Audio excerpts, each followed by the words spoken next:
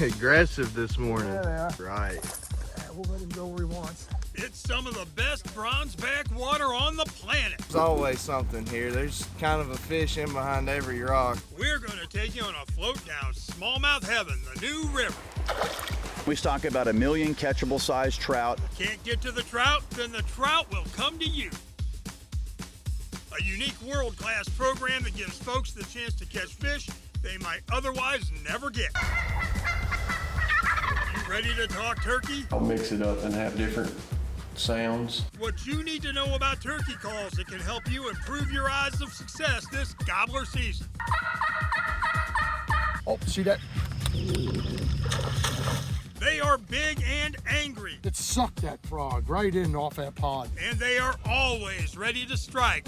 We're to catch a foreign invader that's turned into one of the most sought-after predators on the East Coast. Feel how big he is? And they told her it couldn't be done, but the Radford University fishing team had other ideas. We're gonna try and put her on a big trout today. It's a story sure to make you smile and inspire you to overcome any obstacle. All that and more next on this episode of Outdoors Bound.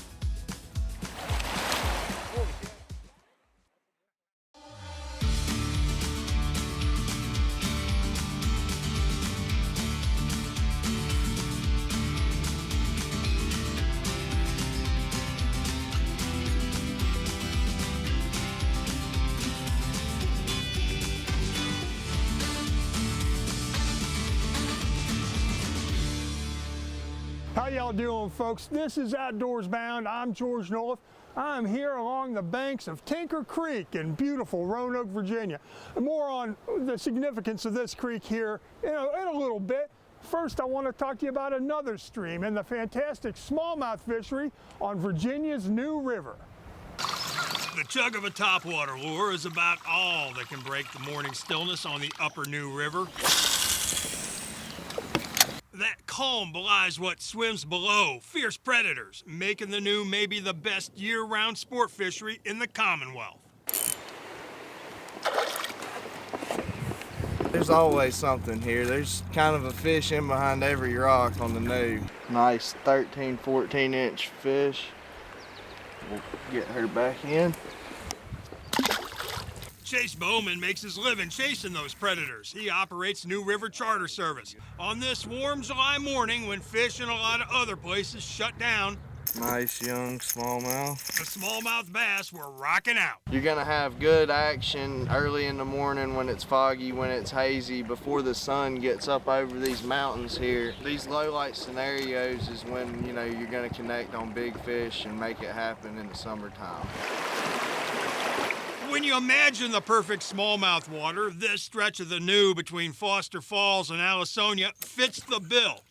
Look at the bait skip up here. Tree line, shady, rocky, with down timber and with plenty of current, the stream holds great numbers of smallmouth and good numbers of big smallmouth. Nice fish. Here we go. There it is. What was you doing there on that cast? Now, I was just tossing that popper up in there, and we saw him hit the first time. I let it kind of just sit for a minute, popped it again. He hit it again. Aggressive this morning. Yeah, they are. Right. Yeah, we'll let him go where he wants. There we go. There we got him. Nice fish. And smallmouth aren't the only attraction. So we got a variety of species here on the New. You can also catch these channel cats. If we were keeping it today, that would be going into the frying pan. It's a nice eater walleye if we were keeping them. The New provides some of the best walleye and catfish opportunities anywhere, but on this day, smallmouth were king. Yeah, these bass, they're really tuned up right now. Summertime's a great time to be out here on the river and fishing for them. While catching Smallies is special, this place they call home, the New River, it's special too. Smallmouth bass and serenity. Get her back where she goes. Just good for the soul.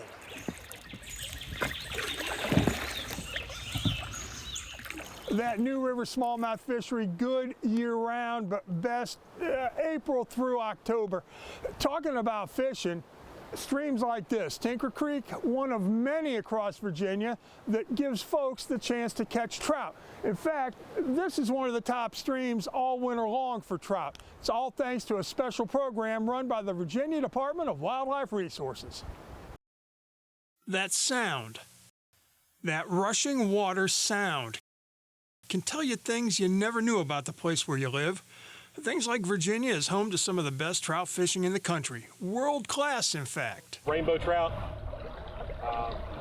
that's usually pretty much what's stocked in here. Right now we think we have about between 60 and 100,000 anglers that are fishing for trout in Virginia annually. But building a world-class fishery doesn't just happen. It takes some very smart people doing some very special things.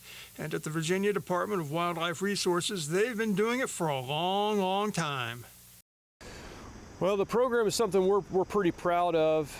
There's a long history, going back to, either the 1930s with two of our hatcheries. So our trout stocking program, again, we stock about 1 million catchable size trout across almost 200 different streams throughout the state. We raise those fish from eggs. We take eggs from them. We actually fertilize and we grow those fish out to stock in the rivers and everything that you see. Of course, it helps that Virginia, and especially our area of Virginia, has the type of water that trout love. Sections of the Roanoke River are prime. We're talking healthy water quality. Just the right habitat. Trout need rocks, logs, and gravel. And plenty of aquatic insects and tiny fish, the things trout like to eat. And the Roanoke River here is full of mayfly nymphs. We have lots of caddis larvae. There's stoneflies here. It's a healthy system. And there's a wealth of food for the trout. We have to have adequate habitat for trout to survive most of the year, the colder months of the year. So between October and early June is what we'd shoot for. So streams like behind me here, the Roanoke River, is some of the summer temperatures get too warm for trout in the summertime.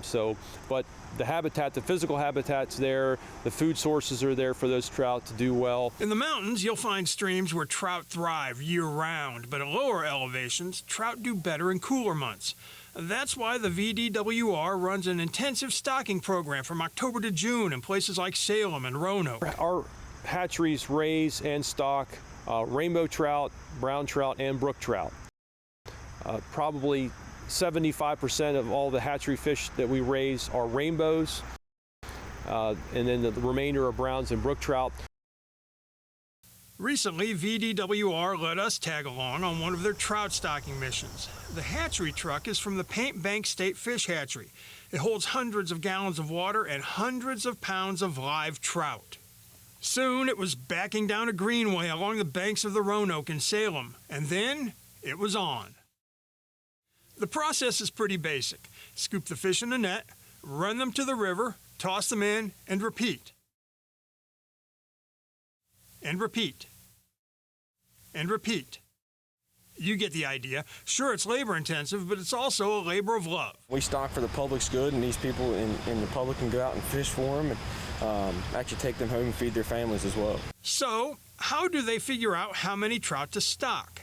In a stream like the Roanoke, it comes down to a number of factors. It's based on the width of the stream, the amount of physical habitat that's there, what we anticipate is the angling pressure would be for that body of water, and some other variables in there. We don't divulge that information to the public. For a stream this size right here, it's going to be several hundred fish every time we stock. And in the Roanoke, that'll be 7 more times before June.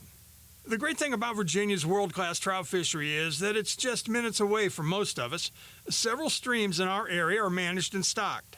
Hop in the car, and just minutes later, you're standing next to or in a stream. Solitude and peace of mind at the end of a fishing pole. So it's nice just to get out where it's listen to the birds, listen to the water roar. We want more people to get out and enjoy the resource.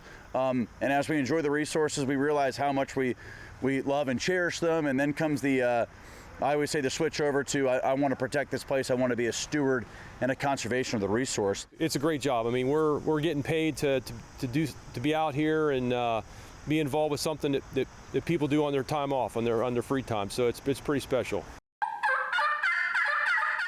From trout to turkeys, we're going to talk a little bit about the upcoming gobbler season. One thing you can do right now is pull out those calls and start practicing. Let's talk a little turkey. Some of the most effective tools in your turkey hunting arsenal are calls. You have a variety: friction calls, box calls, mouth calls. All mimic the sounds turkeys make, and all can bring a gobbler to you. You just have different tones and pitches. And when I set up to do calling, I'll mix it up and have different sounds. Randy Frango's a highly successful turkey hunter and an administrator with Gobbler Talk Virginia. Sometimes he likes to use more than one call at once. But I'll run an aluminum call and the mouth call, or the mouth call and the box call together and run and sound like two different turkeys.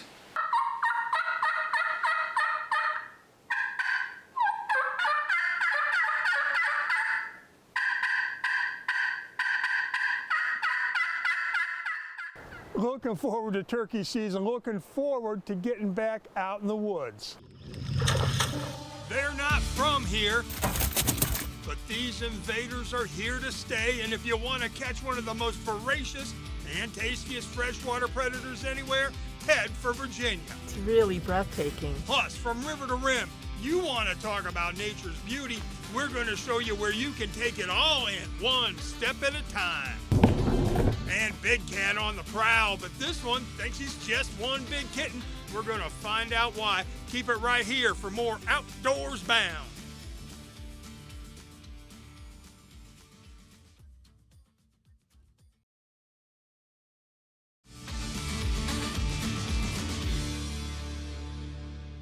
Sometimes things are just out of our control. Take invasive species, for instance.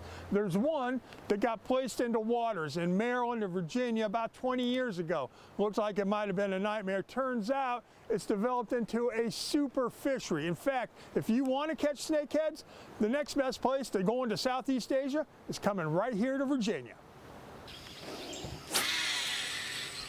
Oh, that was one that rolled up right there. Chasing snakeheads is a lot like stalking big game.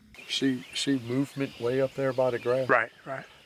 That's snakes. You look for the signs, swirls on the water, bait fish, balls of baby snakeheads, because mama and daddy won't be too far away. Babies, they have to breathe air every second. So when they come up, it's just a continuous, looks like somebody's standing there with BBs and just dropping BBs in the water.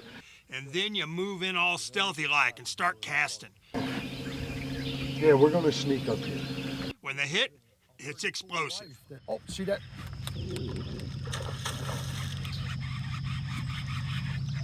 Let's slow that down and see that again. That's a display of sheer power. Oh, they're a blast. When you could see that fish boil in the water and you throw your frog over to it, give it a couple little pops, and he just jumps right on top of it, you know? And it's just nothing but pure power from the time that hook set is there. Look, if you look down, look in the grass. That's Mike Salicki of Apex Predators Guide Service with a big snakehead on the other end of the line. Salicki's one of the top snakehead guides in Virginia. He brings that fish covered in weeds from where it tried to make an escape into the net. I always go behind and then turn the net up. These fish have a non-stop motor, and that one is angry. When it explodes, you'll never catch a fish better than this in such shallow water. The two sets of teeth, one like bass teeth, one like sea trout teeth. Then on the inside, you can see those molars. Critters, plastic critters. Yep, and just run them across the surface. Salicki fishes for snakeheads almost year-round. His home water is Potomac Creek, just off the Potomac River east of Fredericksburg. It's weedy and shallow. Filled with forage, it's prime snakehead water. Throwing top water and shallow running baits is the way to go. The weeds provide ambush cover. I recommend that. They look up. You know, the angle of their head, they look up. And when they hit, there is no mistake that fish has murder on its mind. It sucked that frog right in off that pod, didn't it? They're an ambush fish. They like to be hidden so they can swallow bait. I'll tell you what, you catch some snakeheads, better have that hot oil ready because they are delicious. Explosive hits, fantastic fights, good eating. Snakeheads, who knew? You know, it's been scientifically proven that getting out into the woods, getting out into nature, does your heart good, does your mind good, does your body good, does everything good, especially my soul. I'm going to tell you a place that I love to go to hike. It's the New River Gorge National Park up in West Virginia. The New River Gorge in West Virginia is known for its rafting and other paddle sports, and its fishing. Scrappy little smallmouth there. And of course for the lush views, especially of the New River Gorge Bridge, the longest steel span in the Western Hemisphere. But if you really want to experience the beauty that is the gorge up close, that means hiking it. And there are plenty of places to do that in the New River Gorge National Park, from the river to the rim. Our park has over 100 miles of hiking trails that you can explore, and they do really run sort of like the full gamut from incredibly approachable trails, you know, family friendly, to more challenging trails for sort of the more experienced outdoors people. How y'all doing? Good, how are you? Doing well, thanks. One of those hikes is the Tunnel Trail. It's relatively easy, and what you'll see is stunning rock formations surrounded by tranquil forest. It is unforgettable. It's beautiful. Yeah, I mean, it's that gorgeous. overlook's awesome. We just came in here, but it's beautiful. The Tunnel Trail's located in the Grandview section of the park, and that section may be best for families and hikers just starting out. It's easily accessible with multiple trails, and they call it Grandview for a reason. Amazing. It's really breathtaking. You have things like scenic trails where you're getting out to a big overlook, like here at Grandview, where you're coming out to see the view. You also have nature trails where you're going to be coming into the gorge to sort of explore its natural beauty in a more intimate way. You don't have to go very far onto a hiking trail to get some great benefit. I'm only about 200 feet from the parking lot here at the Grandview Overlook at New River Gorge National Park, and you just have some of the most stunning scenery.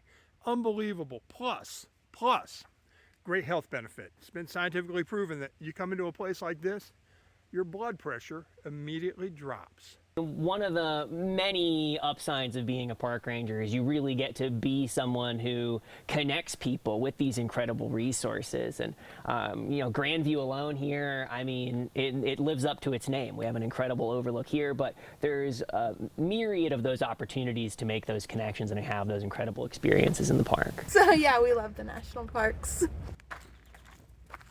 New River Gorge National Park is open year-round, but the busiest time is during the summer months. There are hiking trails for all levels, and if exploring on foot is not your thing, you can take a driving tour from the rim to the river on the Fayette Station Road. Trust me, it's gorgeous. Feel how big he is? Some heroes carry fishing poles. Up next, a story to inspire you to beat the odds.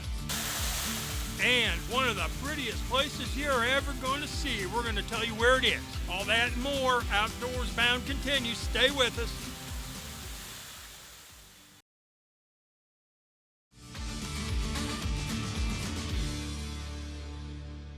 Welcome back, folks. Every now and then I come across a story that I think is pretty special because the people involved are pretty special. In this case, I'm talking about a group of students at Radford University, the school's fishing team, and how they got a fellow student, a young lady, onto the water when no one thought she could. Stories like fishing sometimes take an unexpected turn, like this one involving Caroline Carbaugh. Caroline, a student at Radford University, wanted to join the school's fishing team. Here's the catch. She is visually impaired. Caroline is legally blind. No problem, said the guys on the team. Let's go fishing. We're going to try and put her on a big trout today.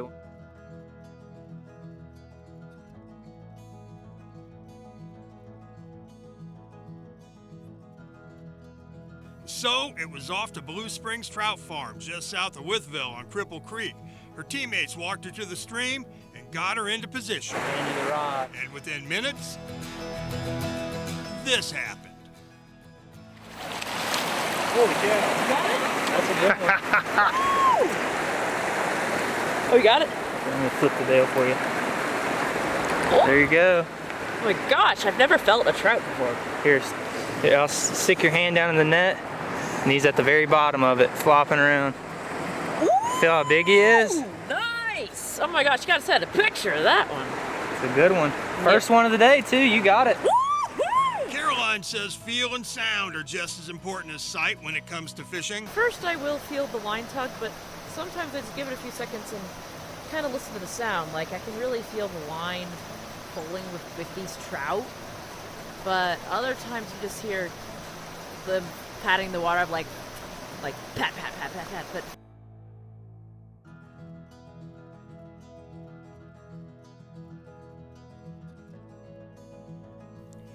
Caroline Carbaugh overcoming obstacles and showing the guys on the team how to catch fish in a different way. Good group of guys. That was a cool story. Now, speaking of cool, every now and then, we like to showcase something that we call cool video. Cool video. It's feeding time, and you want to talk about some hungry trout? Well, here you go. That video comes to us courtesy of the Virginia Department of Wildlife Resources. Those fish, part of Virginia's world-class trout stocking and management program. Cool video. Here's something you don't see every day. In fact, this may be the only time you'll ever see one swimming at all. It's a rainbow darter, and they are pretty. Though they're brightly colored and look like swimming rainbows, they're tough to spot in the wild. That's because they live near and under rocks in some really remote places. You can find them in the wild in a few streams in our area, but these are on display at the Virginia Aquarium in Virginia Beach. Cool video. Here, kitty, kitty, kitty, if you had a mountain lion playing with a giant shamrock on your bingo card today, you win. Mountain lions are the second largest big cat in North America. This one was having a little fun on St. Patrick's Day at a zoo in Oakland, California. We thought we'd share it with you, well, because it's some cool video.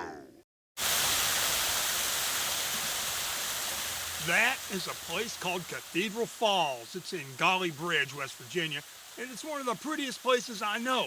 Why don't you take a moment to take it all in this week's Sound of Solitude.